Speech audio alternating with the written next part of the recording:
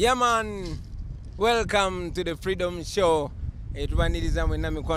From wherever you are all over the world, and we hope you're going to enjoy this. Yeah, lero tugambe muziki tukubako benga tuli far away from the land. With me is my brother Nubian Lee. Yeah, my brother Aziz Azion. Yes, blessed love. It's always good to do music with you, bro. Panange, we are doing this as a freedom show, but we don't like to, sing so formal twina kusiba matayo kogera ko bitufu no naffe ba muziki tsobola okudeno nga tukuba muziki gwaffe nga tugonyumirwa kyokka nga twogera ku nsonga enkulu entuufu. We hope you all enjoy the show. We hope nobody gets offended because all we bring to you is love. Now this song is called Ebibuzo Bingi naye Answer Ntono. Sound the vibe.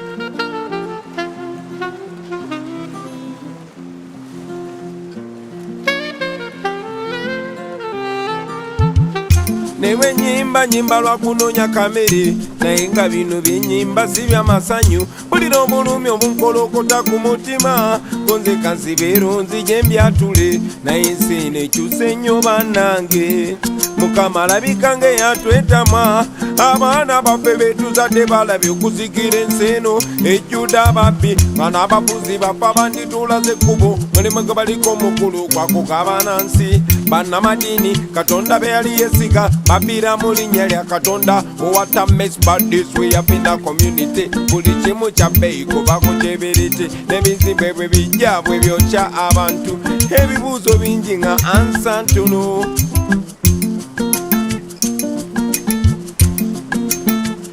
what a mess but this we have been a COVID-19 buli kimu kya bbeeyi kubako kyeberete n'abalwadde bwe bajja bwe bamala ne babulawo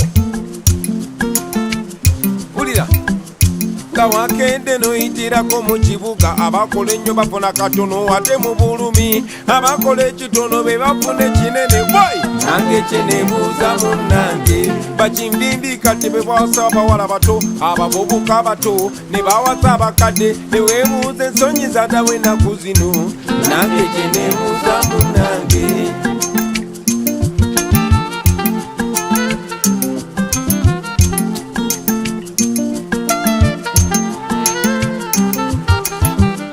olwanyisa obulwadde n'olwanyisa emmundu nange gye neebuuza munnange emmere gye basonda ate tugirabako eno nange gye neebuuza munnange abantu beeyo mwafunye ku kyokulya nange gye neebuuza munnange what a mess but this we have in a community buli kimu kya bbeeyi kuva ku kibiriti n'ebizimbe bwe bijja bwe byokya abantu ebibuuzo bingi nga ansa ntono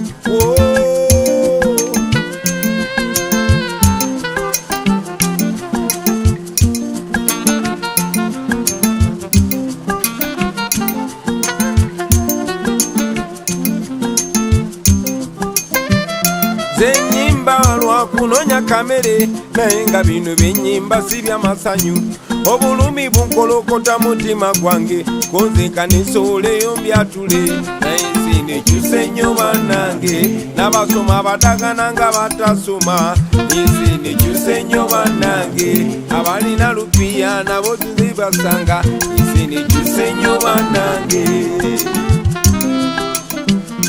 ensi nekyuse nnyo bannange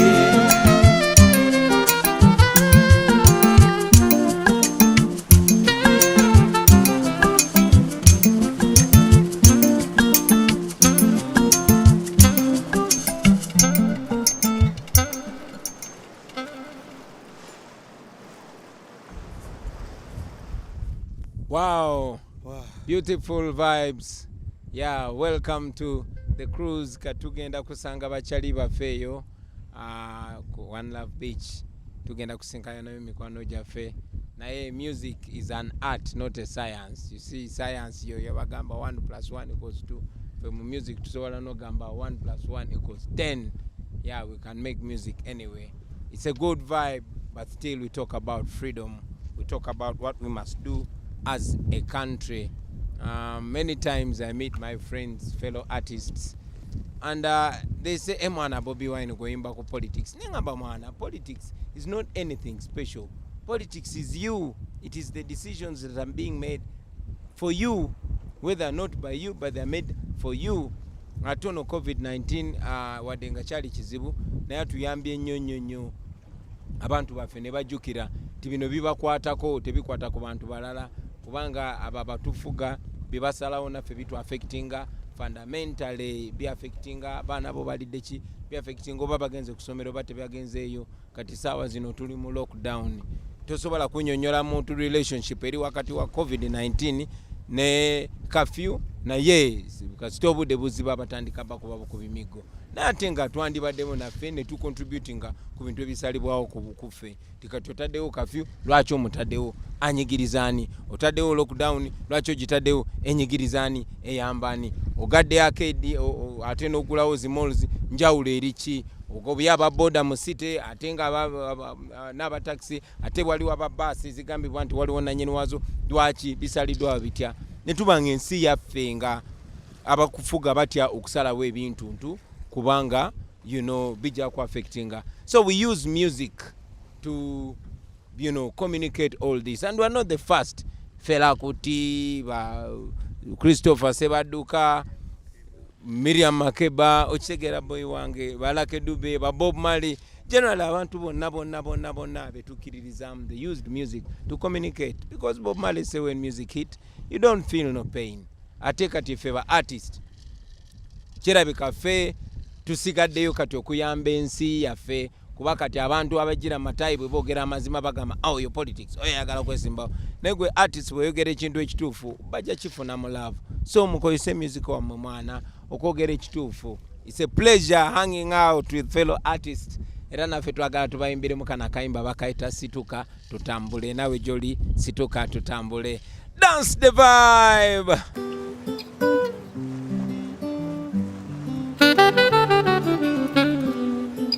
Welcome to the Freedom Show. Ladies and gentlemen,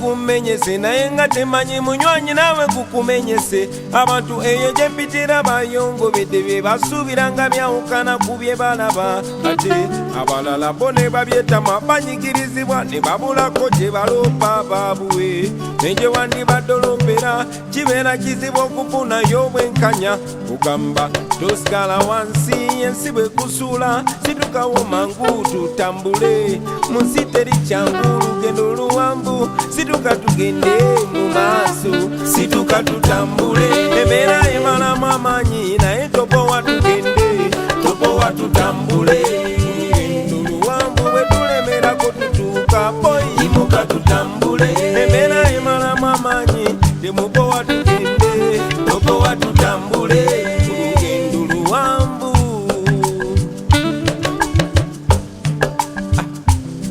So when the going gets tough, the tough must get going, especially when leaders become misleaders and mentors become tormentors. When freedom of expression becomes the target of suppression. When democracy becomes impossible. The necessary must be done.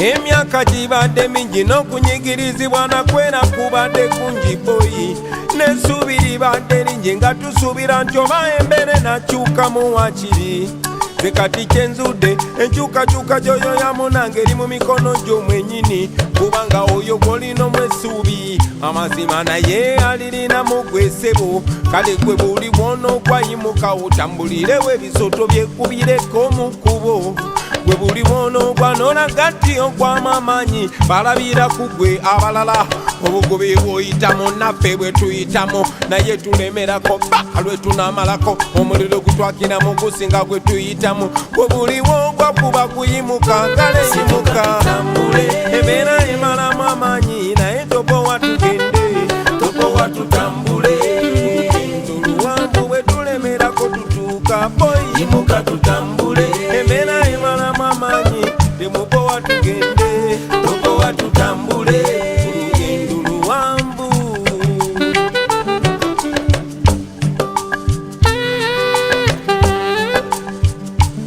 Ladies and gentlemen, Joseph Sachs.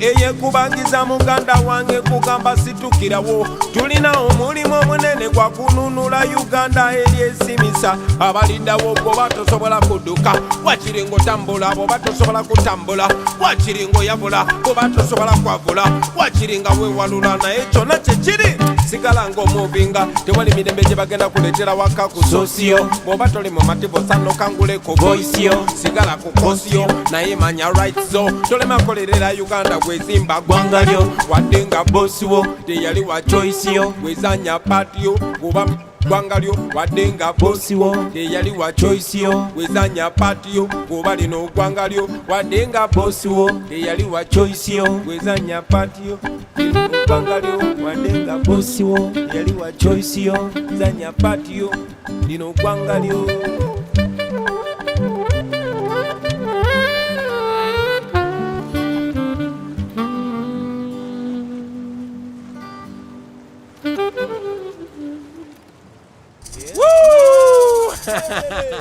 Omanyi mwana Bob Marley yagamba omuziki ne bwe gukuba gutya tuyinza wulira bulumi. So it's a beautiful thing. We celebrate music on Lake Narubale, our beautiful lake. Named it Victoria. This is Lake Narubale. We are in a generation that is bringing back what belongs to us. First of all, our freedom, our identity, and in fact, let me take this opportunity, Nubian, to advocate for the restoration of the original names of our natural futures. Imagine such a beautiful lake, the biggest freshwater body in the world. It is ours because it belongs to our grandfathers. We are born here, and then you name it Victoria. No, sir. This is Lake Narubale. And the same should happen to the roads. There's no way we should continue using names, Makinon Drive, Makshon Falls. That is Kabalega Falls. And there was even a dare to rename it. Anyway, that's a conversation for another day. We should just be proud that we have a beautiful country, Uganda. Tunensi eyakabi wano osule kijanjalo no gende bibyo no komawe myezi ebiri maso no jawe chokulya nolya. So it's beautiful. However, he who is given so much is expected to him, or I mean from him or her. Katonda tuenensi akabi nyonyo Uganda na ate sometimes ofune chakabi ne chifuka blessing oba curse. It is our responsibility to make sure Uganda is a blessing to us. Like we always say, we twogera kumine ebintu twogera kunze oba ku Nubiani oba ku Jose oba ku Azizi. No, everybody, all of us, not just the artists. As long as you are Ugandan, it is your responsibility. So when we send this message, we send it to Uganda. We call out on Uganda. Nubiani mwana soko beko choba gamba wano ba people. Sakala baroze ndi nzemba amba gamba binozeka. Alali. Anti-proud Ugandans. Yes, Truly proud of Uganda. Yeah, this is our country. Teri wakawalala. Naye kimu kyenjagala okutegeeza bannayuganda tulina okumanya nti politics are governing buli part of your life. Nti yes, politics is in your livelihood. Day to day life. Nti sukali gwogula politics yasalawo. Transport gosasula mu taxi politics yasalawo. Rent gosasula landlord wo politics yasalawo. So fena bannayuganda okwagala eggwanga lyaffe tulina okukyusa obukulembeze bw'eggwanga lyaffe ne tuteekawo abakulembeze abalumirirwa eggwanga lyabwe, abakulembeze abaagala eggwanga lyabwe. Mukirabye mweno time ya corona, singa ddala abantu abatukulembera baali balumirirwa Munnayuganda. Kirungi kati mukirabe nti politics yasalawo buli kimu. Tuli waka kubanga bakulembeze be twalonda bwe batyo bwe basazeewo. So abo be mulonze be basalirawo ffe kati tulina okwebereramu nga tuteekayo abo abantu abasobola otubeereramu abalumirira Uganda. So bannayuganda tuzuukuke tutandike okunyiiga omuntu kasa akola ebikyamu abeere accountable to us kubanga ba leaders balina kubeera ba servant baffe. So leader yenayina avaayo n'agamba nti is not serving you, eyo sign twandibadde twasituka dda ne tugamba okay okoze ekyokola kati twagala abo abajja okuwuliriza ffe abajja okusavinga abantu bannayuganda. So bannayuganda twebereremu tuzuukuke tunyiige, tulina okuyiga okunyiiga obulungi bwaffe, humbleness yaffe, kindness yaffe, bano abakulembeze gye batwalanga weakness yaffe. Buli we balaba nga tuli easy nga bayisa buli kimu kye baagala nga bayisa nga babba buli kimu kye baagala kubanga ffe tubeera easy tusirika tetwagala buvuyo. Naye ke kaseera tulabire ku bantu abalala tusituke nga bannayuganda tudemandinge for better kubanga Uganda is an endowed country esobola otulabirira. We have everything. Kitegera etulabirira nga bannayuganda. Tetwetaaga genda mu nsi za bweru buli kimu ekiri wano singa abakulembeze baali bafaayo okulaba nti no bakolerera munnayuganda kulaba nga abeera ku top. It's not about individuals, it's about Uganda. It's about all of us. Kati nobya nfe tusobola okweyagalira kwene ennyanja batunulira naye bwe bagahaabwe tunakwata Bobi Wine nobya ne baleke bakole ebintu byabe baveewo ennyanja mwana abavubi bajano ne babakuba amasasi abantu ba bulijjo and yet tulina oginyumirwa ffenna tolina kubeera Bobi Wine oginyumirwa. Waliwo olinga jajjamu ekigulira amagala eddiba. So let's love Uganda. Kana kayimba bakayita Uganda. Dance the vibe.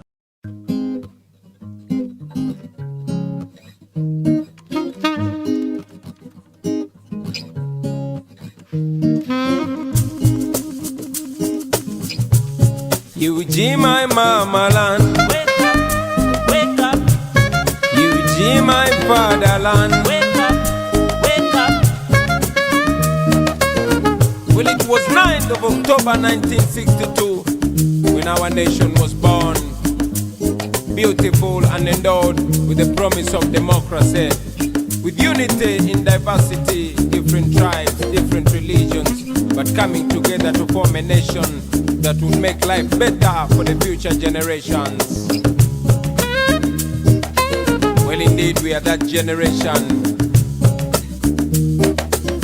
We are the grandchildren of the independence generation, and oh yes, we are the grandparents of the future generations.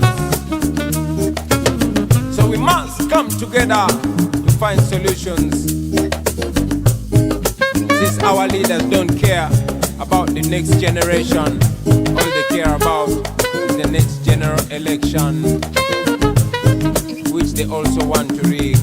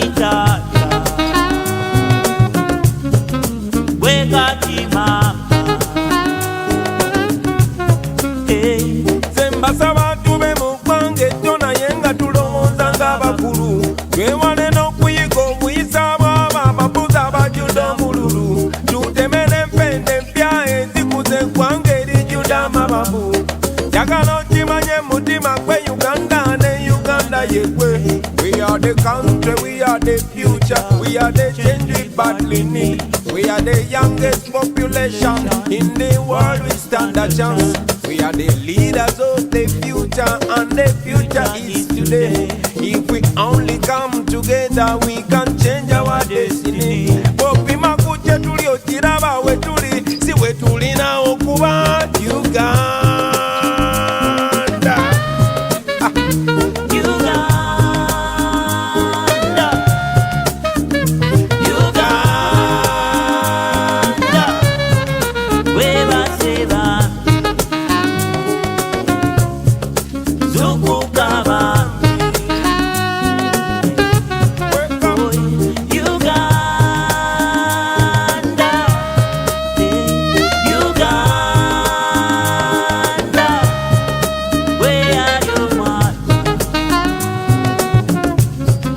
wekati tata,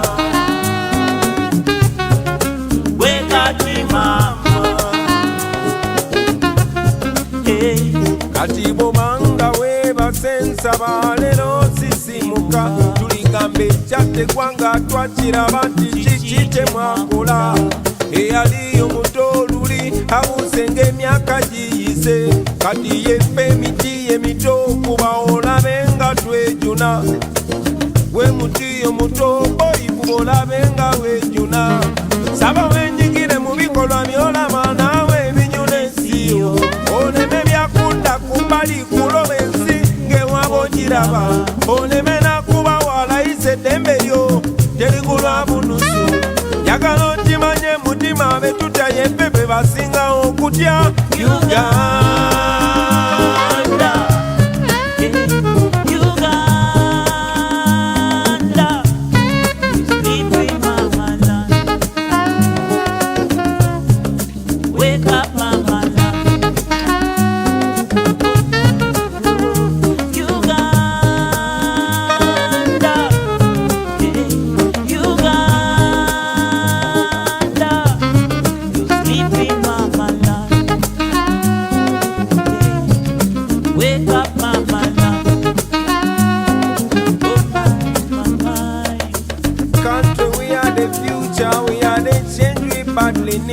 We are the youngest population in the world. We stand a chance. We are the leaders of the future, and the future is today. If we only come together, we can change our destiny. If we only come together, we can change our destiny. If we only come together, we can chase this man away. If we only come together, we can chase this man away. If we only come together, we can chase this man away. Woo! Atenga byaddala. Yes, man. If we come together, we can change the course of history. We can change our destiny. We can change the way people look at us. Once upon a time, we used to laugh at people who came from Zaire, which was known as Zaire then, Congo, under Mobutu. We would laugh at them and say, man, I cannot imagine somebody ruling over me. In fact, misruling over me for 20 years. What? No way. Ngatugamba mu Uganda tekisoboka. Well, it has been 35 years, yo. 34 years and counting. Plus. It's coming to 35 years. And the same dictator is ruling over you, is ruling over me. Okay? So it is important that you wake up. It is important that we wake up and say the necessary. Ensonga yokalo akigolola tasobola kusanga gwe nyama yalwo nakuba engoomi is kubanga amanyi nti waliwo answer, waliwo ekijjo mukwata naye. Otherwise twandibadde nga abamanyi be balya. Kati tulina okujjawo ekyo nti omuntu alina emmundu asobola okuba omuntu emboko zonna zayagala. Tiwa LDU bamuwadde emmundu asobola okukola kyonna kyayagala. Tibali abakwate emmundu balina no aba bakwate emmundu ffe tulina bafuga. Ffe abasasula omusolo ayina kukuuma gwe ng'era mumulaba ne muloopayo mwe bakasitoma okitegeera kye ŋŋamba. Yensi gye twagala baganda bange, yensi gye tulina okubeeramu. Tetulina kubeeramu nsi nga tuli shy, nga tetuli confident. So enjoy this show, but you know this is going to be more of a conversation as we sail. This is a freedom show, but we talked about these things and we sing about them to make sure those who don't listen to the talk, at least they can listen to the music. What kind of Uganda do we want to build? We want a Uganda that makes all of us equal. Zenawe nga tuli equal under the law. When we do something good, we are rewarded. Nga tukulabira ku kyokola, sigwe oli mwana wani, sigwe oli mwana wani. No, in a Uganda where somebody is defined by the content of their character, not their tribe, not their family, not who they know in revenue. You know, we want a Uganda where you'll go to revenue and see a national character, not only people that look like each other. You know, we want a Uganda where you look at the police and the army and all, you know, government institutions where people don't look like each other. Because even here on the boat, Muganda is a Munubi, Oli Mugisu, Oli Musoga. I mean, that is Uganda. That was the deal in 1962. This nation should give equal opportunity. But now, man, there shouldn't be that rampant tribalism like we see. Banji tebagala chogera ko naye mwana nze njja byogerako kubanga nze ye style yange yakubabulira mullo. Kubikuba mutochi. No bikuba mutochi. Rasta said something, man. Sakala mbere nga nze njogera zika. Yeah, man. Ngaye mulinde omukulembeze wagambye. Tuyigo okulaba nga ensi yaffe ebeera ng'ensi ezo endala ze twegomba okubeeramu. Ku by'obugagga bye tulina mu nsi eno twandibadde nga tuli ku level nti abantu abava mu nsi endala bandibadde bava mu nsi endala ne bajja ne bakuba ebyeyo wano nga ffe tuli balangira, tuli bakabaka balangira, kubanga we come from the Pearl of Africa. Wano buli kimu ekitandikira. Ti byonna we should be living as kings and queens mu Uganda. Tuleke kubeera ba slaves. Naye currently batufuula ba slave, tuli okusavinga just ka group kamu ak'abantu ab'omukwano n'abafamily ab'Oluganda nti bo baasalawo okufuula Uganda faamu yaabwe. Tulina okuvamu eyo mu mbeera twebereremo. Ate okiraba Rasta. Yeah, man. People see and understand what we're talking about. True. And they want a better Uganda and they know they can get it, but they are scared. Okay, they want to go to heaven, but they don't want to die. They want to become physically fit, but they don't want the pain of the gym. So if you want to get what you've never gotten, you must do what you've never done. Okay, you must break your fear. Nze kyali ono wamuyitanga byekwaso mwana gwe nalabirangako yalinga wakabi nnyo yagambanga people want to go to heaven but they don't die. Ngati yasoma nnyo nga abeereyo waffe mu kyalo naye ngali very intelligent. Era manyi nti waliyo babyekwaso all over there. Muyigirize abaana ba ghetto. You never know you're inspiring the next leader. So dance that tune, Rasta.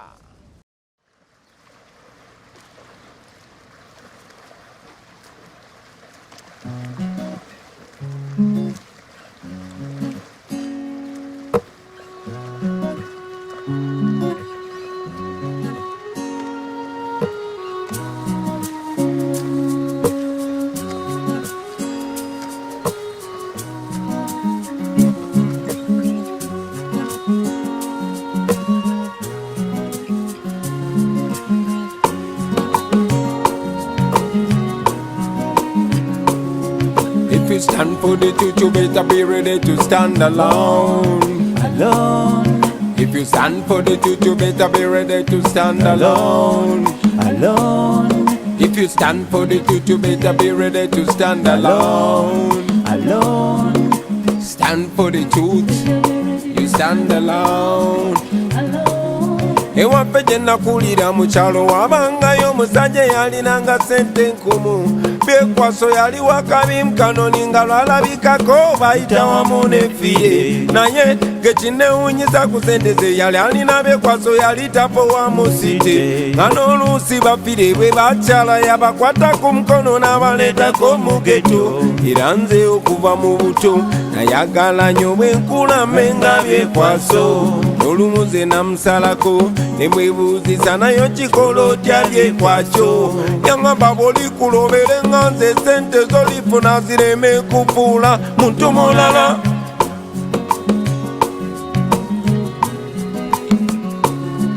Oberanga mwesimbu ebikyamu bigaana ebituufu by'oba osomesanga abalala. I know the truth will be a lonely road. Olemerangako n'olwaniranga amazima. Buli lw'oyimirira ku mazima oyimirira bw'omu. Never expect nobody to defend you. Baagala nnyo kugenda mu ggulu naye tebaagala kufa. Baagala nnyo kugaggawala naye tebaagala kutuuyana. Baagala nnyo kugenda mu ggulu naye tebaagala kufa. Baagala nnyo enkyukakyuka naye tebaagala kusibalo. But if you stand for the truth, you better be ready to stand alone. Stand for the truth, you better be ready to stand alone. Alone. If you stand for the truth, you better be ready to stand alone. Alone. Stand for the truth, you stand alone. sente twagala, eby'omugagga twagala, naye tewali kisobola kugula ggwanga. Bikyamu bikolebwa buli nnaku tubiraba, naye okubyogera kubeera nga kumira mwoyo. Nze kye nnava nsalawo mbyeteeseze, benjagala okukyusa ka mbyekyusize, oba kugogola malo baluziika ndwezimbire, byenjagala okusomesa abaana ka mbesomeseze. Sekinnuma engoye tuzijjanga China, nga tuli mapamba tuzala ne ba designer. Singa twali twazimba oil refiner, tetwandivunamidde embeera z'aba foreigner.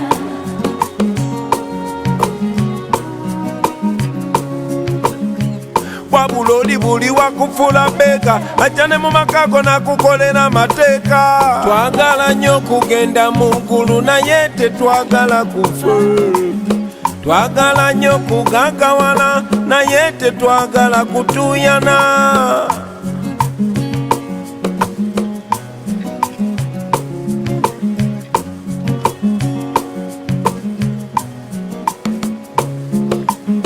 Twagala nnyo enkyukakyuka, naye tetwagala kusibalo.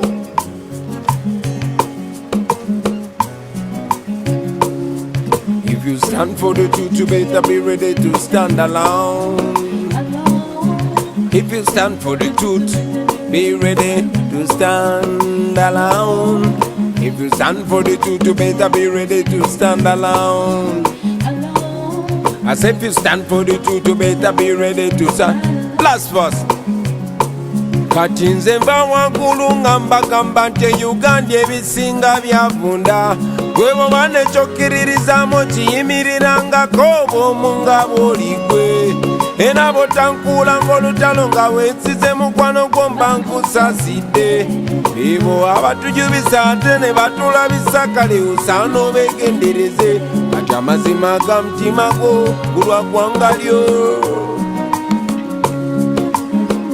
Mutima gwo na mwana wo, era nze taata yaŋŋamba labirira famire y'omukyala n'abaana bo.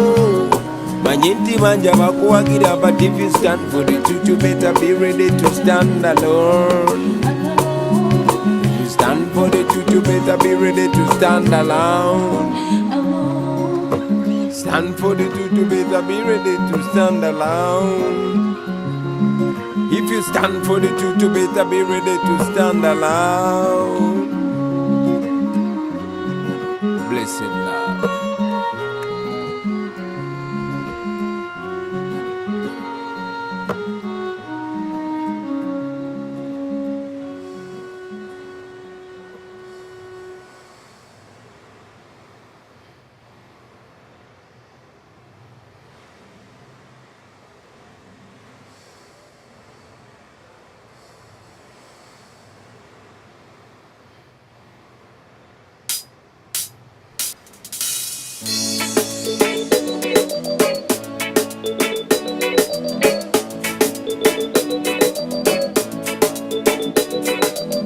Well, it down, no love is in the air. If you have a lover, put your one in the air. Hang me there, hang me there.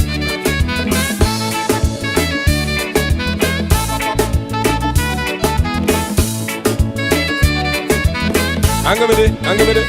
Olalelo, lunakulukulu. Put it up. Okuvalulirwe nakulabako, nakirabirawo nti olina kubeera wange. Emyezi ze ndaba nze gye muvudeko, kati nkikakasa nti nina kubeera nawe nange. Mpulira bulungi leero, bino tobinje bituukiridde leero. Walayi mpulira bulungi leero, mpulira ng'obulamu obutandise leero. Okuva bululi nga kugamba nyabo, omutima gwange wamenyake, sagala mutima gwange kuzanya tepo, njagala omago njagala leero mbulire, ate bw'obanga ompenna ntwalo nyanjule, okukakasa kankukube embaga, era bwe bambaga tugiteeke busabala, obasibule embeeko balage yakaweta, osambe ng'oningolinga omuwendule, kankwagaze effujjo gwe kiruma mpabire, ne anemono bagisome mu mawulire. Wanyinga bampaana be bangi, nayise bwe mpaana y'omukwe, mazima waŋŋondeza ensi, kwagala nnyo n'okusinga gwe wookiraba, kankwankale bonna kibalumbe, omutima gwange kuwadde baby, Your love is 1 in a million. Omukwano go tegusingayo buwogo naye. Mpulira bulungi leero, binoto bingi bitukkiridde leero. Walayi mpulira bulungi leero, mpulira ng'obulamu obutandise leero.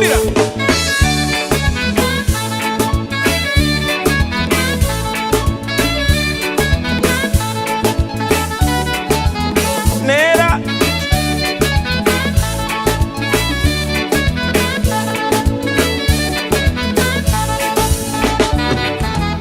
sente weziri tojani baby yambalo nyume kutwale mu Valentine kubembese kugulire akamule chukano chana gosanye yo kwagala kukobale mabobana yingo zateka baby akuyita mami ngatenze kampita daddy mami daddy bulira bangulire ntume wakula na kabina yagala kugulire yo benso babima yagala kuzimbire nyume ya kalina ai kutwale kokulya tokumarina Walinga bampana bebanji nayenze bwe mpana y'omukwe mazima wangonde sensi kwamala nnyo n'okusinga gwe wonjiraba mpulira bulungi leero binoto bingi bitukkiridde leero walayi mpulira bulungi leero mpulira ng'obulamu obutandise leero.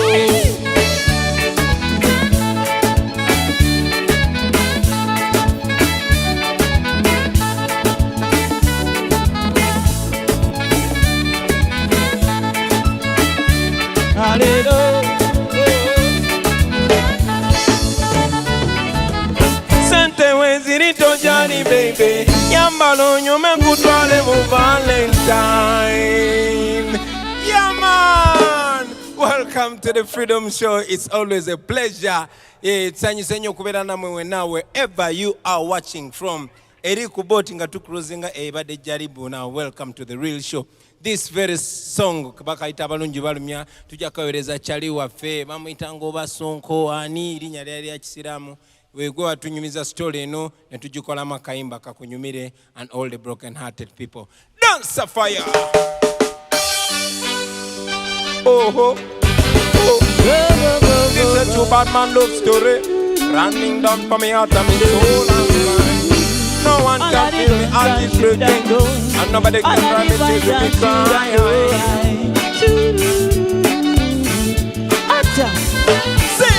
Mazima nzute kituufu ekiri mu mukwano omukwano gunyuma gyegukoma okunyuma gyegukoma okukula boy golo omukwano guluma gyokoma okwagala omuntu n'omwewa mazima abalungi balumya n'omwesiga nd'omwagala nd'omutima n'ogumumalirako abalungi bayiwaani mazima ogenda n'osangawo omuntu n'omwagala nga mazima nye takulinako gakulako mweddalu gwamu amaanyi owulire sekomye kati nze nange yaliwa n'omutima gwange gujjudde ebimundu mmwe bitagambika nze nakaaba nadaaga najula n'okunywa obutwa banagera bweruma. Yes you may don't believe me when a bad man swear if I run into a love affair.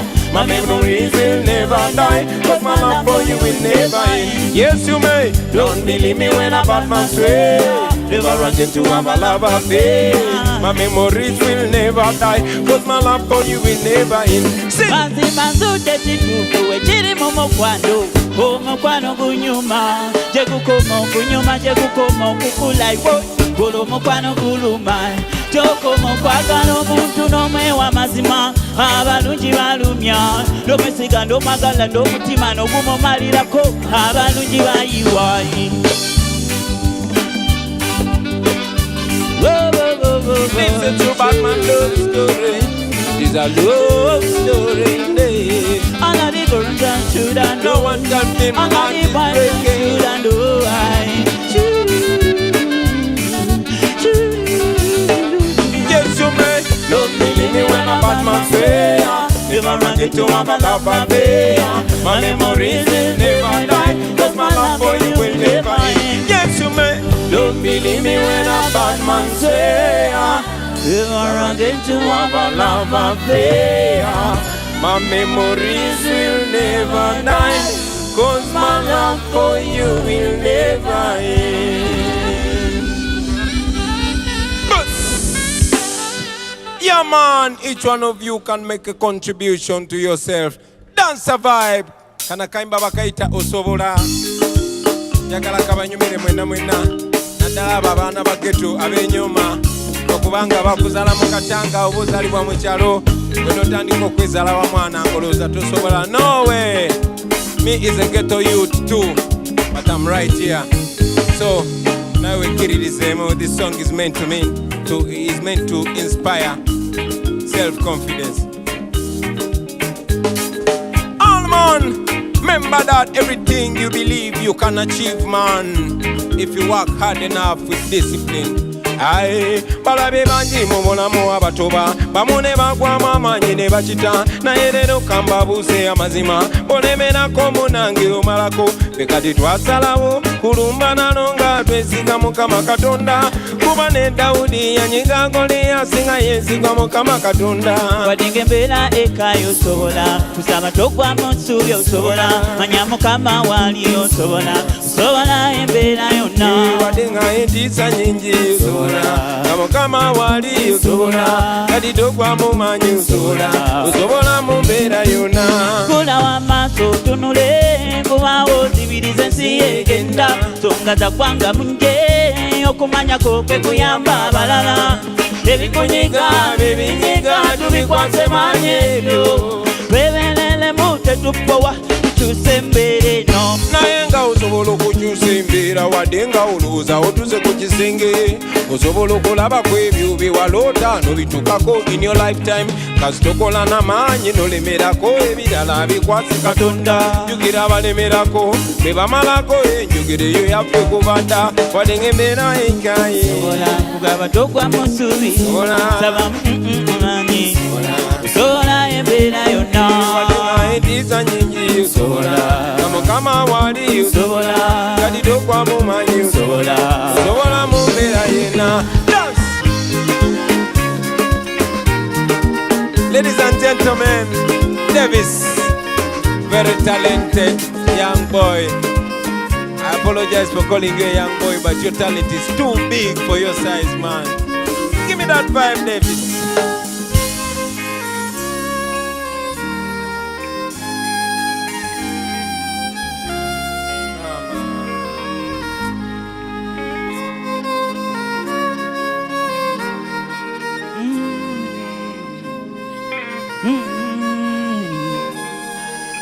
Dance.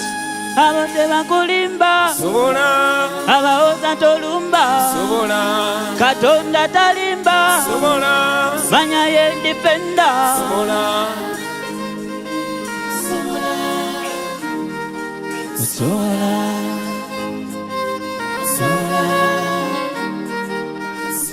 kati gwe abadde alowooza nti ebintu by'abalonde kankubuuse leero naawe abadde amanyi nti ebintu tebisoboka ekizampo yeffe kati nno tebakutiisa tebakufiisa tebakujoganga naawe ebintu obiyinza babali mu buyinza tebakukanganga wadde nga bajja na byasi bajja nabo muffe tujja na Mukama Katonda tumanyi ne Dawudi yakuba Goliaasi nga yensize Mukama Katonda bajja nabo munatiyagasi ffe tujja na Mukama Katonda olaba buleti pulufu omwana mwaluwa yakwata bugwasi jinja. Blessed love. Yeah, man. Yeah, no biani. yeah Kasoke nyimbe kana kayimba nga tusomerako ba ex bona simo bubi in Chameleon his voice. Simo bubi. Yeah, man, greetings fellow artists, whoever you are, wherever you are, I bring you love and respect.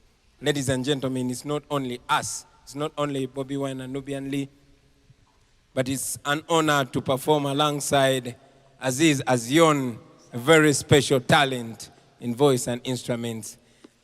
Big pleasure to be performing near my brother Jaja Baker, Joseph Sachs. Abalanja kuba mbogerako nga tweyongera maaso naye tusooke tuyimbeyo kana kayimba bakaita speciosa wanchawa. Dance of fire!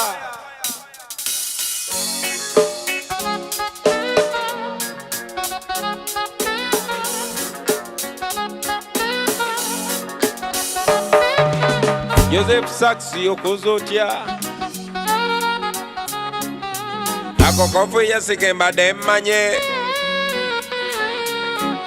naye ko kafuye katukagendereko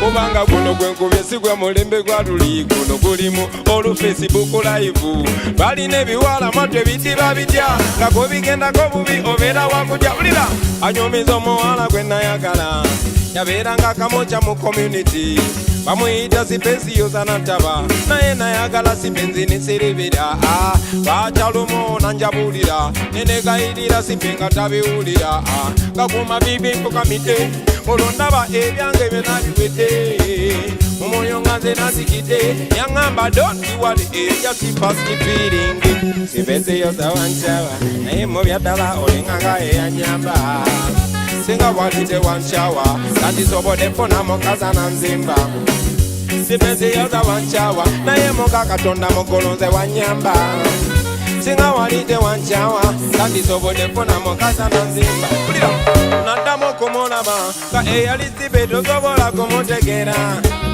nekenyini teyetegeera ewajajayibomo kimumbaseri eri wansi yenasembayo musanga mwana muwala yayiga n'okonya kabanga tuli ne batayi bange tuli muswaka tunywana byaffe tuteredde yekaziza zimbidde akudde nette bizibu oluna yakalidde ondowooza ngalaba musana konze gundire katongo babikadde emusomera kuba ku bya jimi bwe yanjagalira nga tukyanga nekyaga bamumpisangako mu shoti pajero nembonabona ekigo nga kalira piro nenkoga nga sikyalya wadde naŋŋamba don't worry just pass the pity sibese yoza wanchawa nalinganga yanyamba singa waliti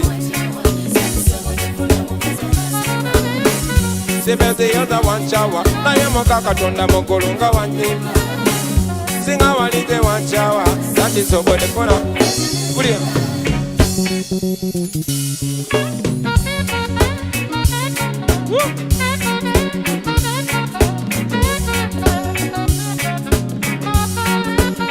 akoze atya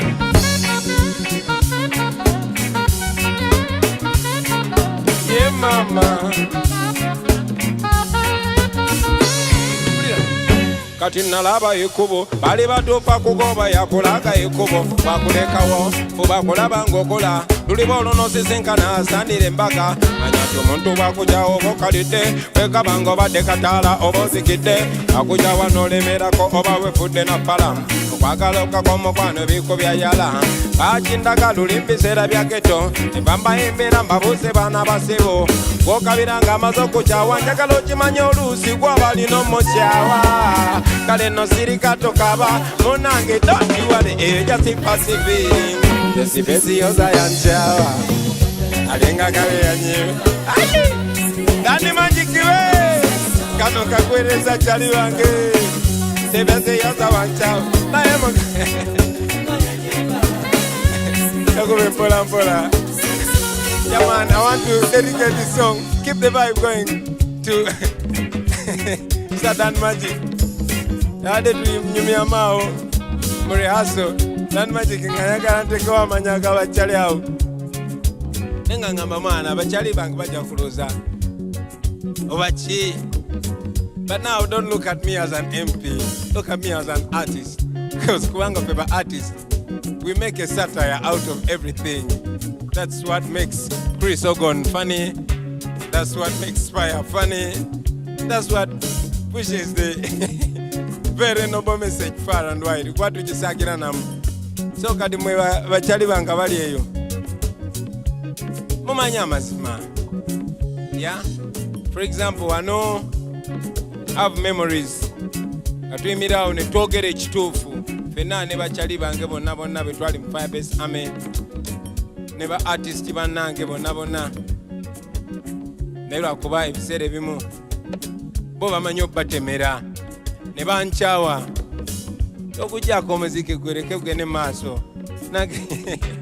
Now I'm an artist and this is heart to heart. So ekituufu kyo kiba kituufu. The truth is the truth.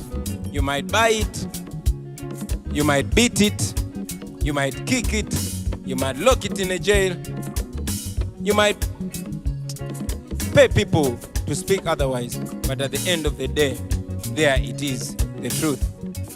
So, I want to dedicate this to the friends I lost because I stuck on the truth. Bachali bange mwanchawa na yenze chirabanga namwe abanyamba singa mwalite mwanchawa sandi bade freestyle. Bachali bange mwanchawa ubanga babatemera ne mumbuka singa mwalite mwanchawa sandi tegede ndi namwe muli balaisi. Bachali bange mwanchawa olwokugenda ku mazima ne mumbuka singa mwalite mwambwaka andibesize mu byakabi ne muntunda ne fulufiga wanchawa naye muga katonda mukulunga wanyamba singa walinga tonchaye nandikwesize mu byakabi ne mumbuka ne basi kati wanchawa chali wange amazima nawe nontunda singa walinga tonchaye nandikwesize mu byakabi nonchi waliyo abalala bangi nnyo obambogereko naye I want to keep the friendship, and you guys know that at the end of the day, I love you and you love me, but because money and confidence, but you can have a harder breaking point. As a generation, man, we must not lose each other to greed. Okay? Naera, nidamo kubalaba. Ndidamo kubalaba nga eyali Bobi tosobola kumutegera nekanyini nga ndidamo kubalaba nga eyali Bobi tosobola kumutegera nekanyini teyetegera nga judde bicepe yafuuka na pulezidenti ng'eyali Kaguta wamwe twamuwangula alina eri mu kyalo nga bano Ndine bachali bange ba edi mutwe tuli wali tuterede nga tuli ne batayi bange ba director devi nga tuterede nga tuli ne bakawo bange banubiani entebe nga tuterede tuli ne batayi bange badani majiki entebe nga lituvimba ngabo babuse sipezi yoza wanchawa olinganga eyanimba ate no mwana watu sijasiba miziki bibanchawa. Muhozi was my friend, Kaihura was my friend, Rukutana was my friend, even Museveni was my friend. Nene banchawo olw'okwogera mazima Kaihura wanchawa naye nga wakola bubi kuba nali kyaliwo ne Muhozi wanchawa naye gwenze nkirabanga eyanyamba singa walinga puro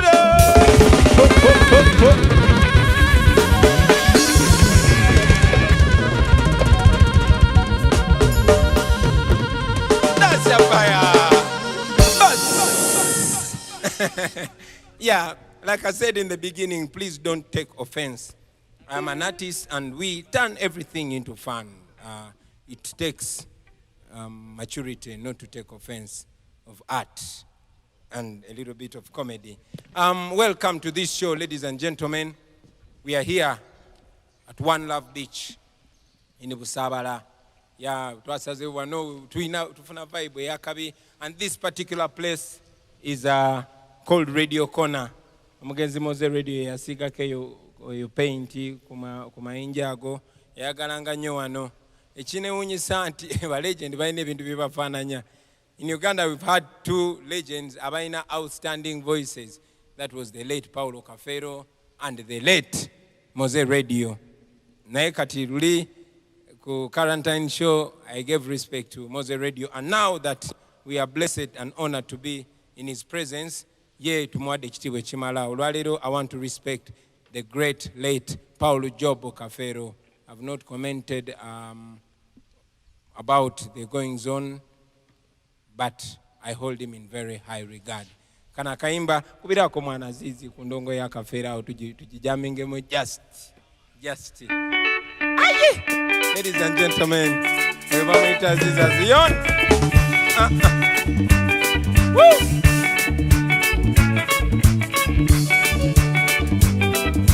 Agamyatia.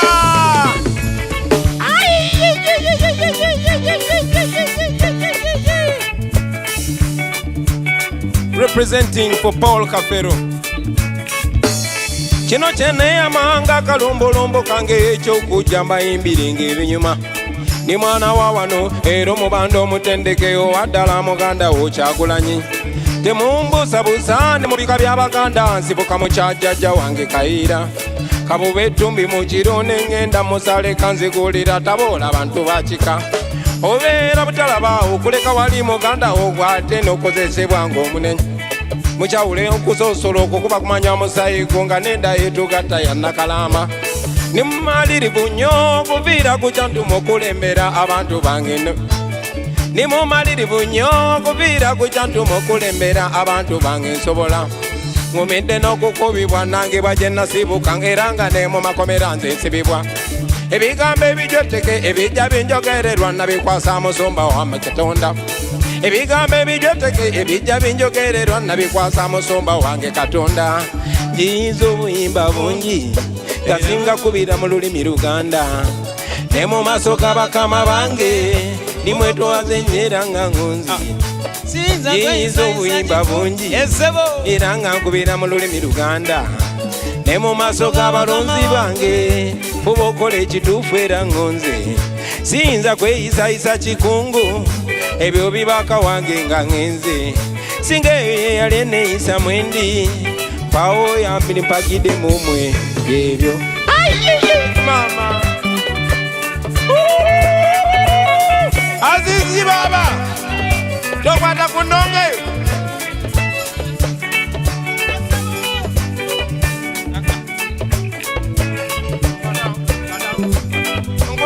Padam, padam, padam.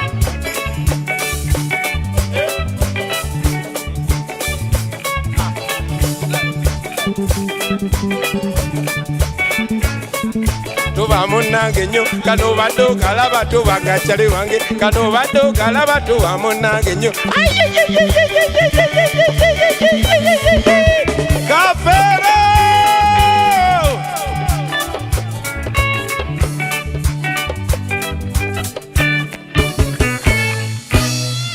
Nabude yokamocha jemo changa zinya balamanisa danzi zikutapira njiri.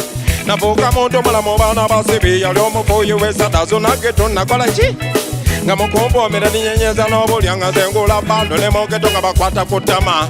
Walika banango ne Yosefu mayanja nga katufuira pege tumamuleche mubuja. Twali bachiwago feno kusinga agambe ata twali bachiwago nga edi mutwe nga betukusanga manjenwa engomi tokubazouma. Twajuga ekibuga twafuwa machi twadigoma ebiwala banange esebo.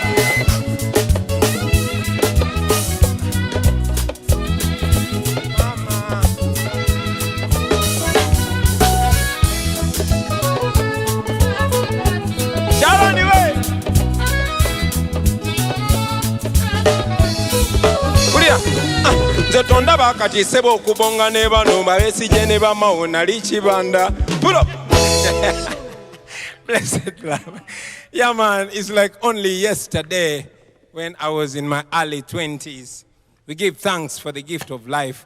We give thanks for the thousands of second chances that we've been given in life to make a difference, to learn through the hard times. Like Malcolm X one time said, don't be so quick to judge a person because they don't think like you or see the way you see things. Because there was a time when you did not think the way you think today. So, let's try to be patient with them. Bajja tutegera maana. Nange mnamala emyaka mingi nnyo ngangamba maana aba abantu bali mu byabwe abo ba politician until I realized nti tuyina naffe okuplaying a part. I hope it did not come almost too late. Naye nammwe mujja kwebuusa nga mmwe. It's a pleasure again to have you, friends. This is the Freedom Show. We use music to address the issues. Like Bob Marley one time said, when music hits, you don't feel no pain. So we hope you don't feel no pain, because what we're saying is the truth and nothing but the truth. So katonda tuberenga tubakuba guno muziki. Dance! Freedom comes to those who fight, not to those who cry. Because the more you cry, the more your people continue to die. So rise, free yourself. Yaga, yaga, yaga, yaga, yaga, yaga, yaga, yaga, yaga. Bada bam bam bam bam bam. I don't know why the corruption is too much. Yaga, yaga, yaga. Why the price of electricity too high? Yaga, yaga, yaga. Why the price of education is too much? Yaga, yaga, yaga. Can't you see the tribalism is too much? See, I would like to communicate about the things that we have to eliminate, the ignorance and poverty to eradicate. All the whole of ghetto people them to educate. Yum, don't you try to politicize. Don't sing BOBI Wine him criticize. Sensitize me, sensitize. Cause I know my people must realize the most important thing, that true liberty begins in your mindset. To free ghetto people, they must educate. But education is expensive to get. It's like you say we carry water in a basket. I don't know why the corruption is too much. Why the price of electricity is too high? Why the price of education is too high? Can't you see the tribalism is too? Temudao mwerimbe, temudao mwerimbe, moza tukava mago. Temudao mwerimbe, moza molinda government bayambe. Temudao mwerimbe, mboko kanarale bayamba mwe. Temudao mwerimbe, ntiyakawanika ka COVID mubimanyi. Temudao mwerimbe, nga COVID bamukola mu musimbi. Temudao mwerimbe, bano COVID bamukola mu musimbi. Temudao mwerimbe, mbu scientific bichi.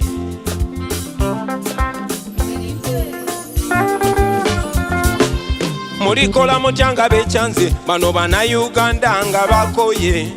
Mulikola mutyanga basasewo, ne bava mu mayumba ne balumba. Mulikola mutyanga banyize nga abana b'Emali bwe banyize. Mulikola mutyanga bechanze nga abana b'e Misiri nabo bwe becanga. Olikolota bechanze nga abana ba Kamfole bwe bamugoba. Olikolota nga bakugobye nga Omar el-Bashir bwe bamugoba. Olikola matyanga bakugobye nga Chaliwo Gaddafi bwe bamugoba. Olikola batyanga bechanze abana ba ghetto nga bakoye. Olikola obutya ne bakyalibo nga bakukoze akamugabe. Olikola tyanga bakoye abantu bonna bonna nga omuntu wa famire y'omusalo gw'omwezi tegumulisa kumala wiiki kumwezi. Akawunga kemugaba tosobola nakukawa nsolo gwe. Ebijanjalo byemugoba tosobola kubirisa mwana wo. Amata gemugaba namwe mugalaba. The truth we speak, nothing but the truth. One drop like that, one drop like that. Katika mbyogere. Huh? Listen. Bwemutuba mu masomero fizi tusasila zimu, naye emirimu gibera gy'abalondemu. Abavubuka baffe betting gwe mulimu. Magala ekibuga, zi arcade ne muzisiba, zimolo mwana watu ne muzireka. Omunaku yanyigibwa mu COVID, omugaga nga mwete bimkwatako. Emotoka eza gavumenti, abantu bamwe be bazivuga. Emirimu gya gavumenti era abantu bamwe be bagirina. Ebifo mu polisi, abantu bamwe be bagirina. Ebifo mu magye nabyo abantu bamwe be babirina. Esente za COVID siraba bwe zilongosa mu malwaliro. Tell them. Are you ready?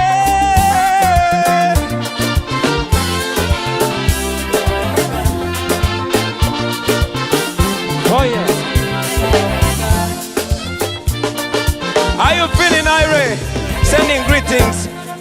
all the fighters, all the freedom fighters, wherever you are. Keep strong.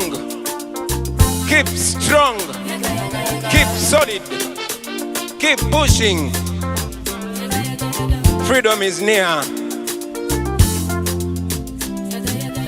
I don't know why the corruption is too much.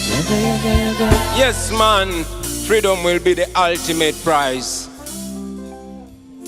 The price has been paid. I want to dedicate in a very, very, very special way, ladies and gentlemen, this show to a lady called Rita Nabukenya. She was murdered by the police as she was coming to court to hear a case. Now, here is the story. Today, the president and the Electoral Commission are banning public rallies.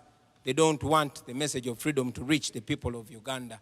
They claim we should communicate on social media. But hey, once upon a time, the government presented a proposal which became a law and put a tax on social media. The president was saying social media is used for Lugambo, but I know that social media is the mode of communication where young people meet and talk. Many of our young men and women don't have jobs here. They go to the desert to look for greener pastures. The only way we can keep in touch as family is through social media.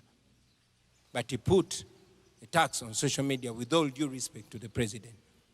And now, when me, my brother Joel Senyonyi, my brother Raymond Mujuni, my brother Apas, my brother Nubian Lee, my brother Dan Magic, and very many other brothers and sisters like David Lewis Rubongoya, like Roy Semboga, like Chairman Nyanzi, decided to go and protest against this tax because it was immoral. Young people use the internet to communicate. Right now, I am performing to you on Facebook, on social media, because it is our only way we can communicate. We are first world brains stuck in a third world country. In fact, this is not a third world country. We only have third world leaders. Anyway, we protested against the tax. Many of us were arrested, like Julius Katongole, like Nyanzi, like Eddie Mutwe, like Selecta Devi, and were taken to Luzira prison. Later, I was also arrested and arraigned in court for protesting against social media tax. So Rita was riding to come to court and stand in solidarity with the brother because she was putting on a red beret. She was deliberately knocked down by a Uganda police car, and they killed her in the full glare of surveillance cameras, which you and me pay for. The police said that happened in front of a camera, but again, later on, the police spokesperson came out and said the footage has gone missing. Anyway, I don't mean to bring back sadness, but I want you to know why I respect and celebrate Rita Nabukenya. Sister, rest in peace. Fetucha Pamba na tucha chikuba. Dance our next fire. This song is called We Are Fighting for Freedom. This is a message to the government expressing what's exactly on the people's minds.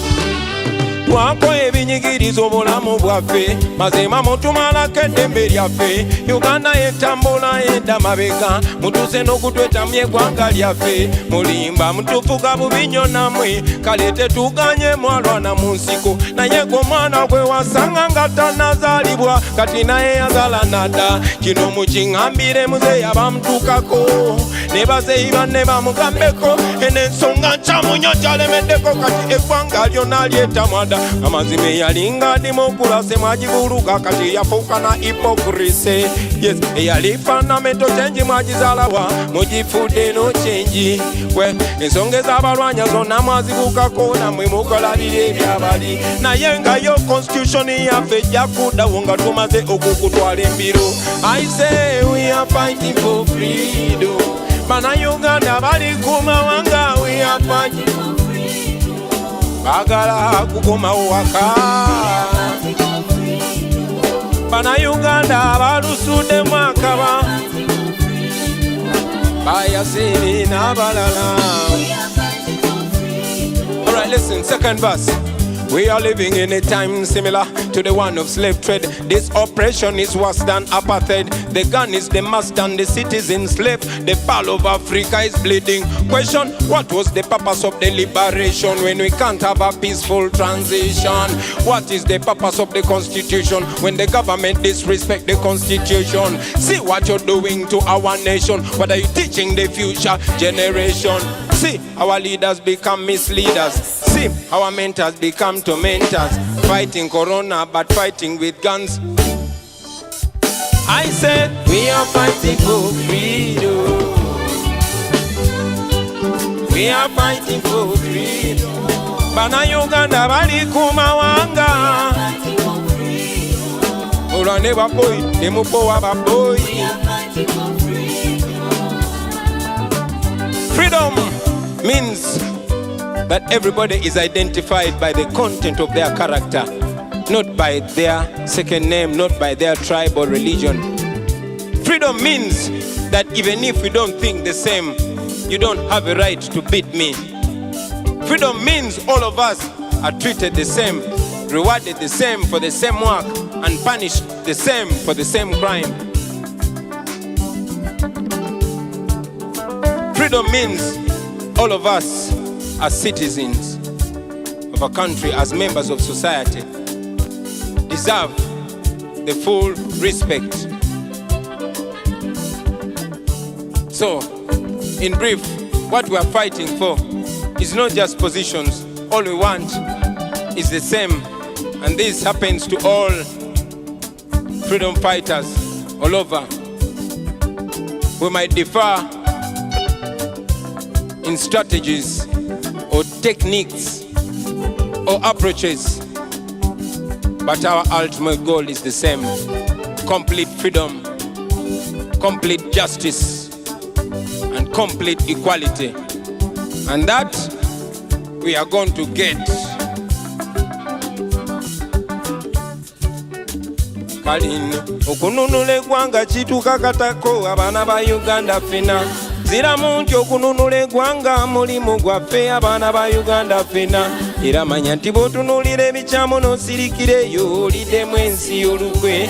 Naffe abakulwanirako gwe n'osirikireyo beera otusadase.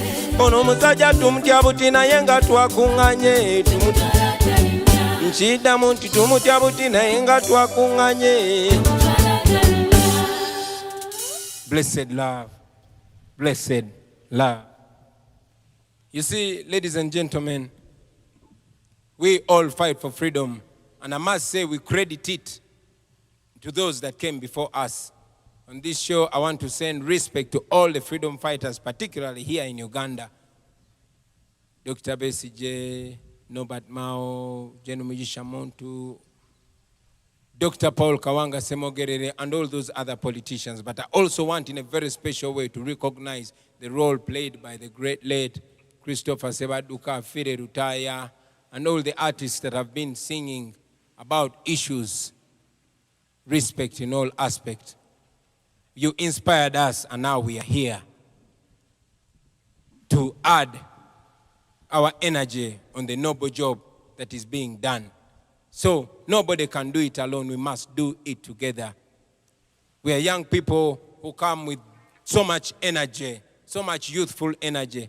But again, power is nothing without control. So we need the guidance and counsel of the elders. That means we must do this together, the young and the old, the male and the female, the rich and the poor. We must all be united forces of change. Dance that fire! To all the freedom fighters all over across the divide, remember that unity is strength.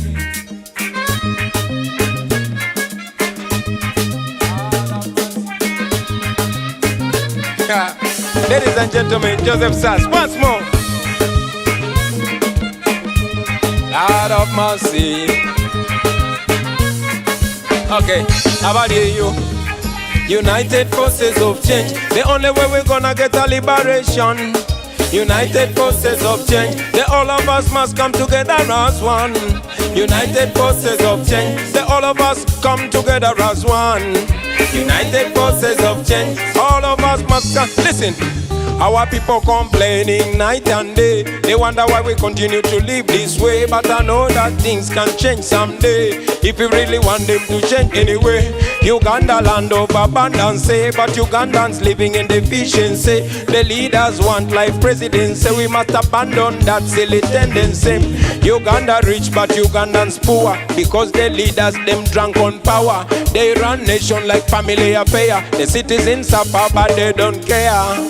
United forces of change. The all of us come together as one. United forces of change. Opposition come together as one, please. All of us must come together as one.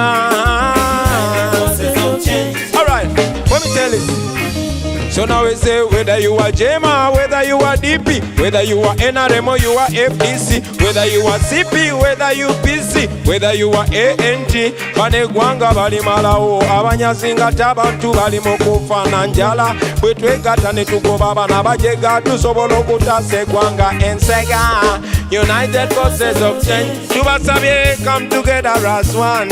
United forces of change. The people them must come together as one. Ngambie, United forces of change. Banange, come together as one, please. Joseph Saxi, Bambika, man. Lord of mercy. I can be a justice.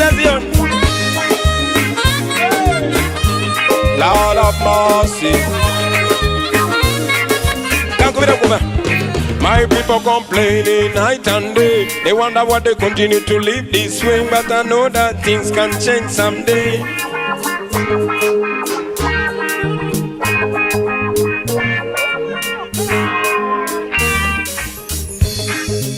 Where the best? Where the best? Where the best?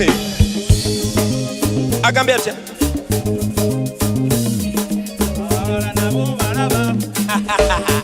Akabetia abalala na bombalaba simana obo balaba na embalaba. My people complaining night and day. They wonder why they continue to live this way. But I know that things can change someday, if you really want them to change anyway. Uganda rich but Ugandans poor, because the leaders them drunk on power. They want nation and family affair. The citizens papa. Lord I must United forces of change. The only way to get a liberation. United forces of change. People come together as one. Whether you are Eastern, whether from Eastern, whether you are from Central, whether you are Eastern, whether you are Northern or you are Western, whether you are Islam, whether you are Christian, whether you are culture or you are Rasta. Blessed love.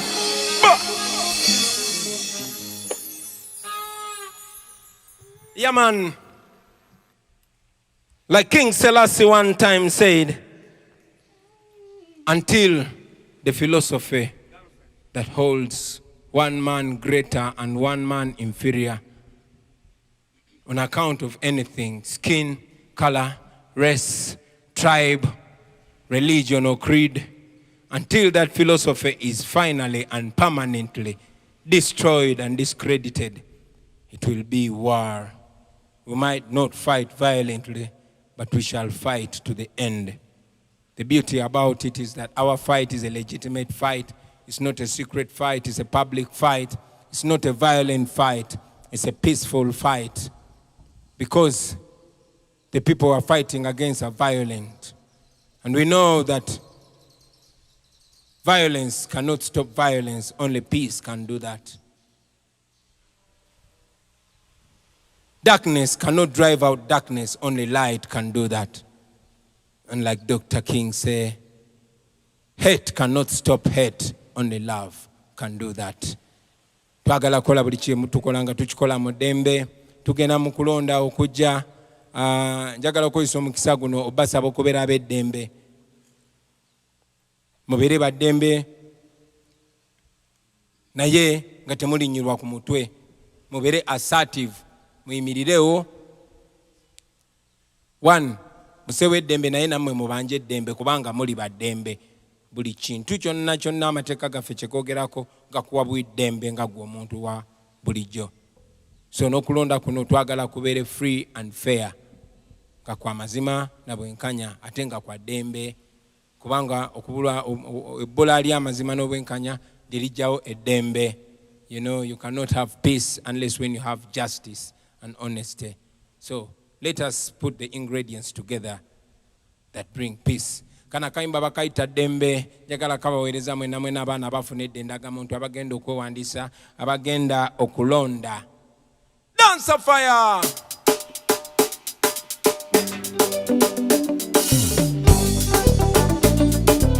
Aramasi. Ani akajukirako? Neto waliruddawo ebiseera ebyo.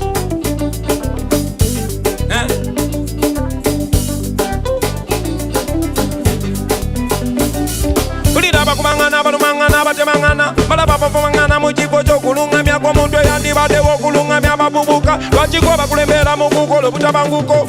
Bino byonna byenatidde nnyo okulwana mu bavubuka kususe nnyo abakulembeze kibaswaza nnyo. Kale abavubuka nze nsaba tukole bwe tuti okulonda kubeere kwa ddembe n'obuyinza bubeere bwa ddembe ne muzeeyi apowe mu ddembe.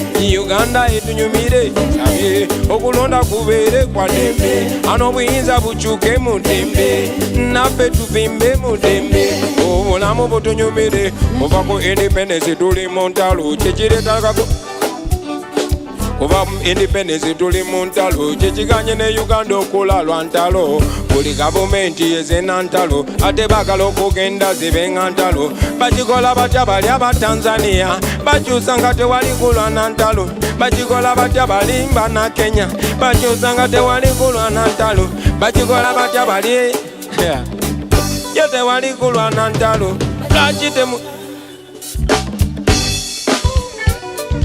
Lwaki temukitandika abasebo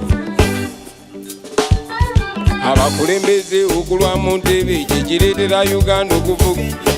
Muzeeyi Museveni okulwa mu ntebe. One drop. This is unfiltered. One drop.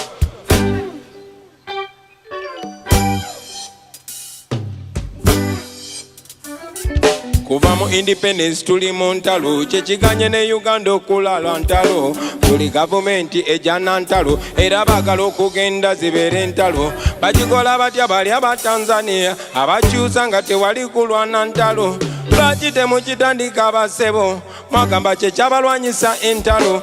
Lwaki temulabira ku Mandela ye yavuga kimu n'atabendera. Muzeeyi Museveni okulwa mu ntebe ye gwaleetedde Uganda okufuuka eddebe. Buli ayogerako bamufuula mulabe nze mwalo wakatonze.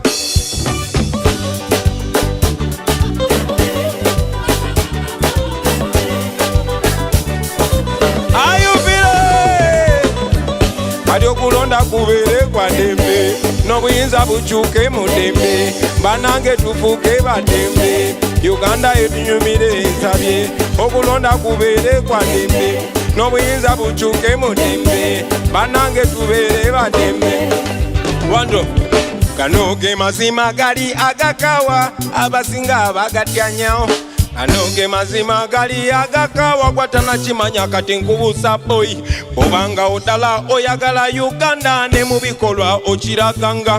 Tuzimba omusingi guyambe Uganda n'abaana baffe kwe balirabira bamanye ti omuntu okugenda mu buyinza tekikyetagisa kuyiwa musaayi. Bamanye ti omuntu okukuuma obuyinza tekimwetagisa kucunya banne. Bamanye ti omuntu okukuuma obuyinza tekiteegeza. Bamanye ti abantu beesimbawo abantu ne balondako abantu beesimbawo amateeka bwe gabagamba ne mwami byabakama. Kana kayimba kakunyumire ne bakyali bo bonna nammwe kabanyumire.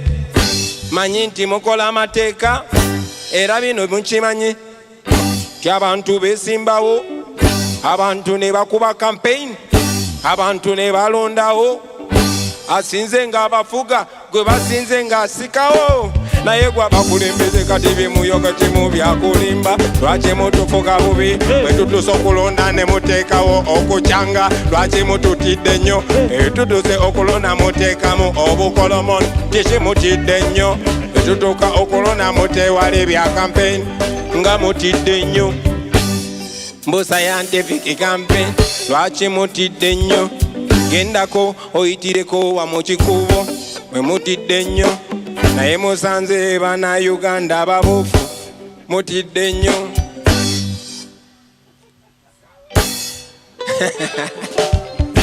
okulonda kubeere kwa ddembe obuyinza bukyuke mu ddembe muzeeyi agende mu ddembe Uganda etunyumire esabye okulonda kubeere kwa ddembe obuyinza bukyuke mu ddembe bana Uganda tubeere ba ddembe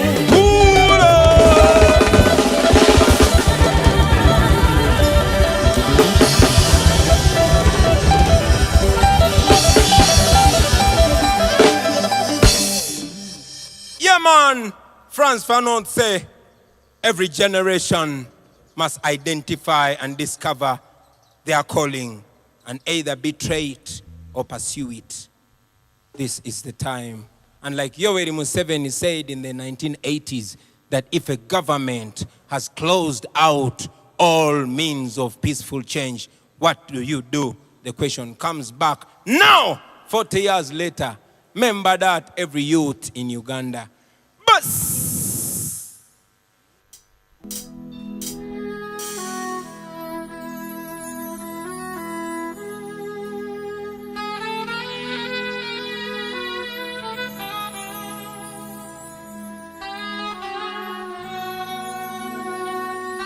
Woo! Come in, Nubian. Olutalo nga luwedde tuliyambale ngule tuliyambale ngule tuliyambale ngule olutalo nga luwedde tuliyambale ngule tulivimba mu Uganda empya. Never and never again shall it be. Kana kaimba kandi nyumye nga Dr. Hildaman Nessa babadde bansuubiza okubeerawo naye baŋŋambye bakwatibwa trafiki nemanyi balaba nabo live. Sing! Olutalo nga luwedde tuliyambale ngule tuliyambale ngule tuliyambale ngule olutalo nga luwedde tuliyambale ngule tulivimba mu Uganda empya. Tuliyambala engule zimasamasa olutalo nga luwedde tuliyambale engule tulivimba mu Uganda empya. Obusosoze nga buwedde tuliyambale engule n'enguzi nga ewedde tuliyambale engule n'ekibataka nga kiwedde tuliyambale engule tulivimba tuliyambala engule zimasamasa olutalo nga luwedde tuliyambale. Bano si be bayayi. Manisulu wala wano patu.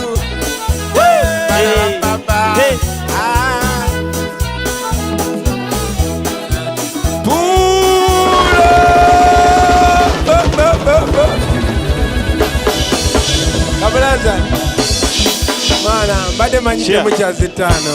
Respect. Yo, batu baba blessed man okubi akapale olinga atali wenna kifuma.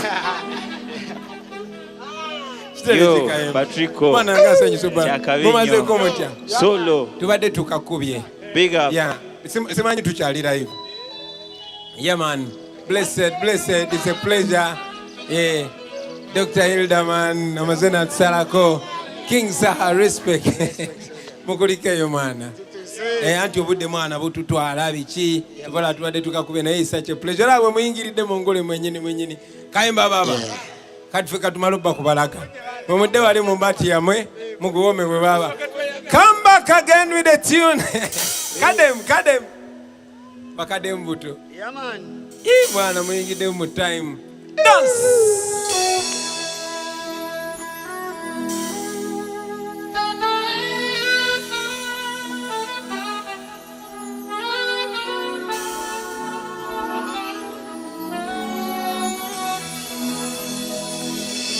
Olutalo nga luwedde tuliyambale ngule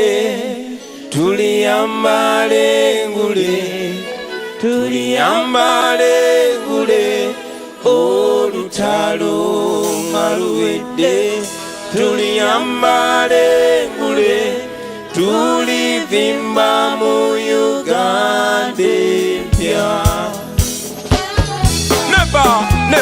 Never again shall it be that this beautiful nation will continue to experience the oppression of one by another and bear the indignity of being the skunk of the world. Yaga ya. Olutalo nga luwedde tuliyambale ngule olutalo nga luwedde tuliyambale ngule tulivimba mu Uganda empya. Tuliyambala engule zimasamasa olutalo nga luwedde tuliyambale ngule tulivimba mu Uganda empya. Obusosoze nga buwedde tuliyambale ngule n'enguzi nga ewedde tuliyambale ngule n'ekibataka nga kiwedde tuliyambale ngule tulivimba mu Uganda empya. Tiyagasi nga wedde obwanakyemalira nga buwedde tuliyambale ngule obukeruzi nga bugeze tuliyambale tulivimba mu Uganda empya. Tuliyambala engule zimasamasa nga luwedde tuliyambale tulivimba mu Uganda empya. Bantu obuyinza mu mikono gy'abantu ensensuubize tulebanga tebakyatufugisa mundu ensensuubize mu ggwanga ery'amazima n'obwenkanya ensensuubize tulinyumirwa Uganda eyo kati gwefuna endagamoto osobola okwebereramu n'okukyusa ebikunyiga agamaanyi tugalina people power ewagudde tuliyambale ngule tulivimba mu Uganda empya. Bafuwe Joseph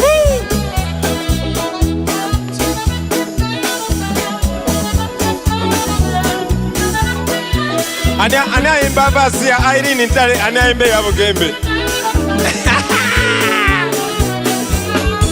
Sing sir. Omusolo nga gukendedde tuliyambale ngule abalimi nga tufunya akatale tuliyambale ngule wenga mu nsi olina eddembe tuliyambale ngule tulivimba mu Uganda empya. Tuliyambala engule zimasamasa nga luwedde tuliyambale ngule tulivimba mu Uganda empya.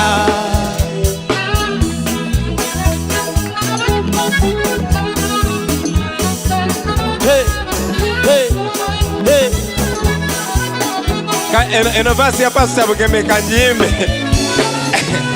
Okay. Mukozese mirembe temulwana Tuliyambale ngule bena tuli bana ba Ruhanga tuliyambale ngule bana Uganda tuli ba Luganda tuliyambale ngule tulivimba mu Uganda empya.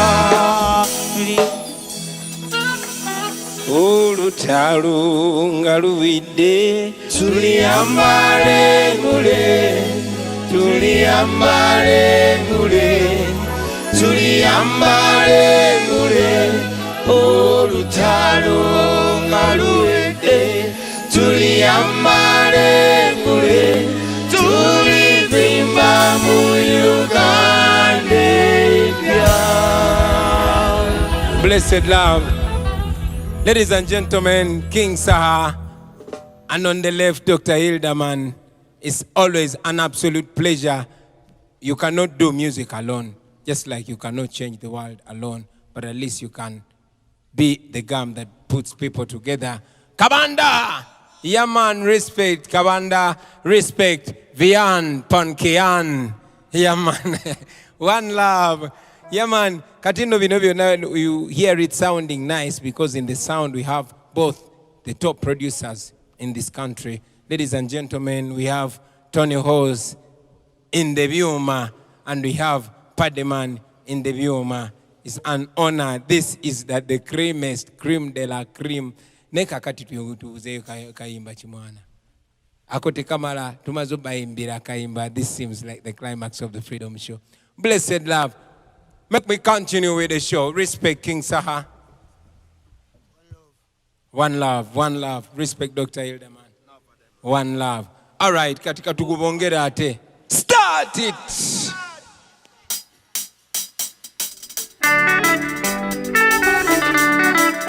Hey alama. Hey alama, noi, noi, noi, noi.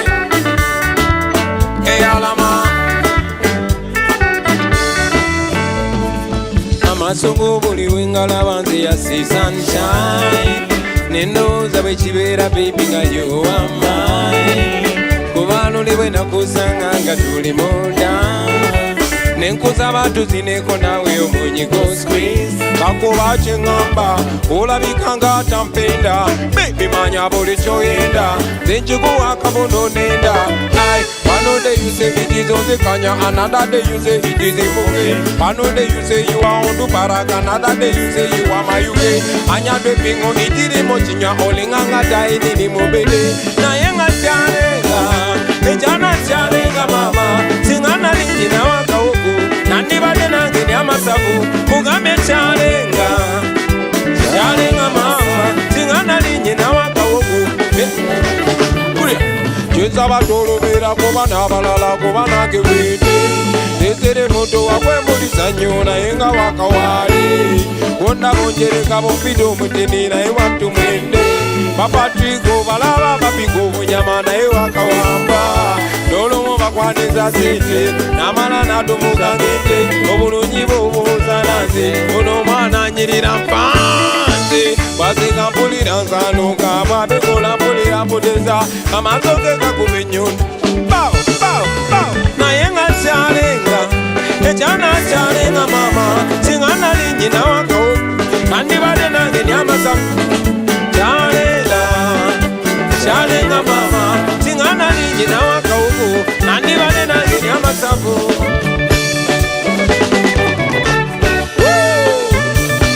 Agaba tieri kibaba.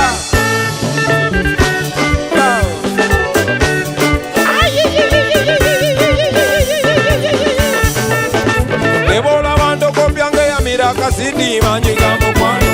Nebole tazikule nazikatapira wano kosinyamo. Nebole tabirole byaki ya gazi zempano nomana. Uno imano molonji kwesibide abalalamba buse. Eranda ina muganyabo kojagade abalalamba chaye. Yetuka, yetuke na ye mutute wange. Mama charenga, charenga mama. Singana linyi na waka huku nandi bade nange nyamasabu. Charenga, charenga mama. Singana linyi na waka huku nandi bade nange.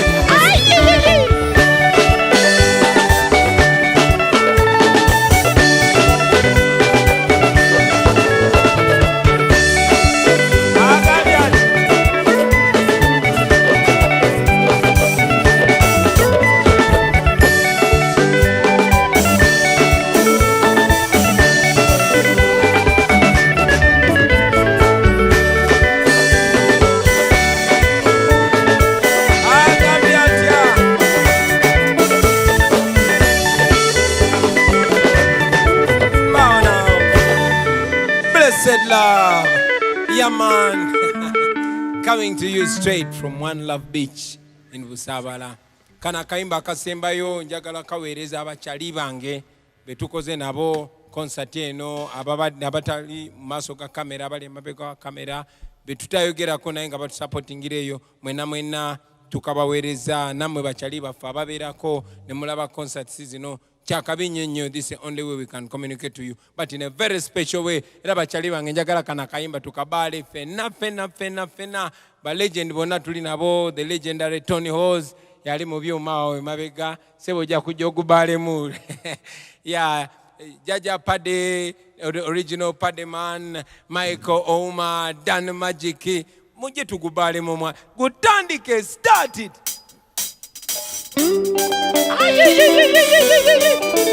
Baba mukumenyeke Ejo Nemuru Ejo Amanyi ngego Sipidi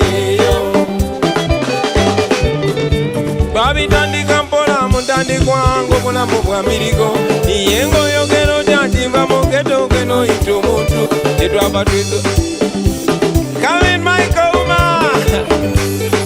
Ladies and gentlemen, Solomon Kampala, Soko Jotu Bali Lemwe. Give them a dance, Solomon. You are a big boy now.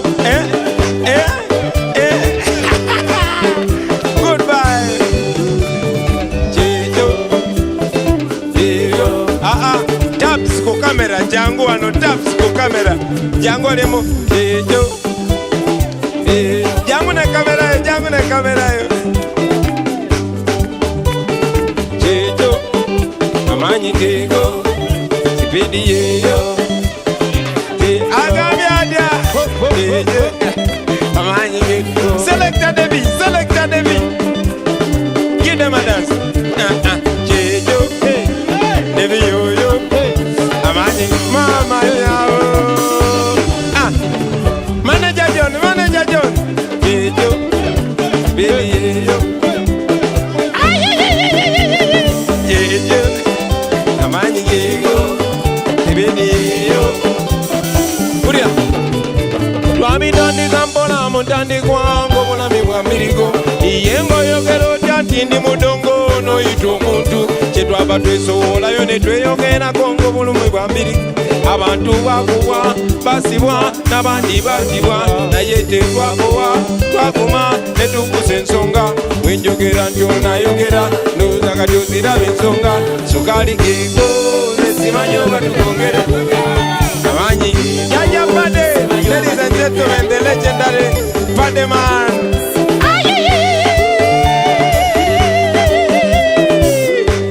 Tony Hose. Ladies and gentlemen, the legendary Tony Hose. Kimujana kamera. Oyo yeze pisaze eba. Yawera mu kamera na yawera fumbe bya kabiri. The legendary Michael Uma.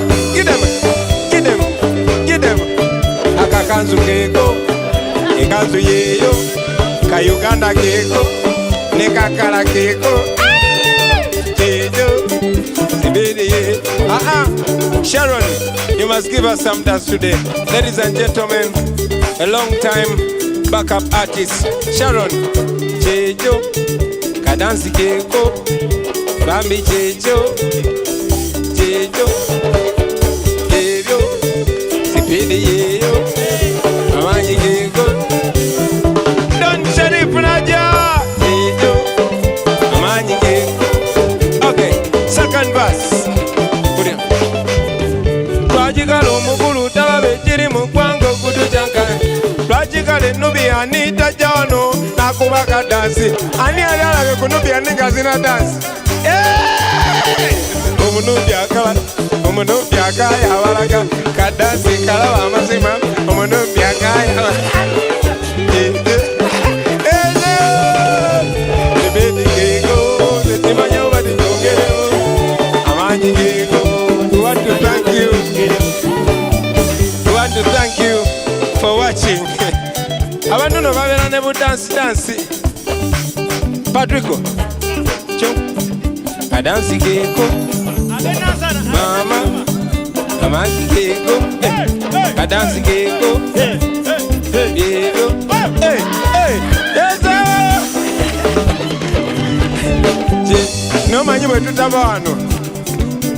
Katitula ikatutabuse saka anyate kugenda mu spirit ya pere yaba muziki mundekere mwako ba MP banange abantu bandekere mwako ba MP. Friends, it's a pleasure being with you on this show. We call it the Freedom Show. Nera na fetunyumirwa tubadde wano ku One Love Beach Busabala. Mwebale nnyo, mwebalire ddala, mukama b'omukisa. Bulira Kajeko, blessed love. Thank you very much.